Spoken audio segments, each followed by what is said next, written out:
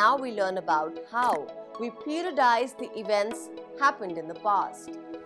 We have already seen that Britishers have great influence on our Indian society and how we learn about our history in the name of British Governor Generals. James Mill divided the history of India in three periods: Hindu, Muslim and British, which was widely accepted. This is because there was a time of Hindu rulers, then came Mughals, and after that there was a British rule. Can you tell me the year when, for the first time, Babur invaded India? We might wonder why we have divided the Indian history into these three periods. One might say because during these three times we saw different economic and social growth. But is it the right way to study about the history on the basis of who ruled in India?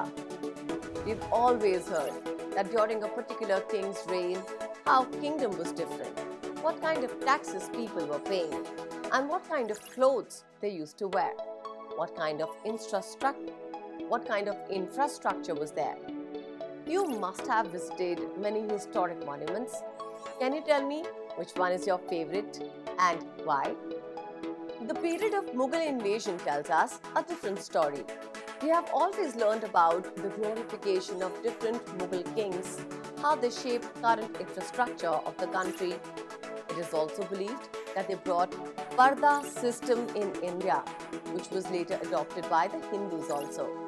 Now let's talk about the third period, which is divided as a British rule. We have divided the history of India into these periods because it shows how the economic and social changes happened throughout these periods. It is thought that such division shows us how we have evolved as a society in these periods, how the culture has been changed throughout these periods. Like most of the Britishers, Mills thought that Asian societies were a lower civilization.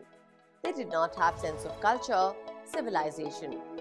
Tell me, what are your thoughts on our civilization? He thought only British rule and their faiths can change the religious intolerance, caste taboos, superstitious states. They thought they can bring the modernization in Asia. Though it may be true at some level, but everyone knows, after all these years of independence, what is lacking in our society. How the fights in the name of religion have increased after the partition of country.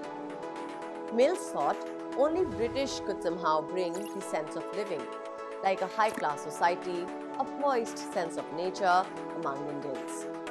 He even suggested that the British should conquer the whole country so that they can develop into civilized human beings. How do you think we would have lived if there was no partition of the country? Dear learners, I hope you've learned how the history has been periodized. In the next video, we learn more about how do we periodize. I'll see you then. Goodbye and take care.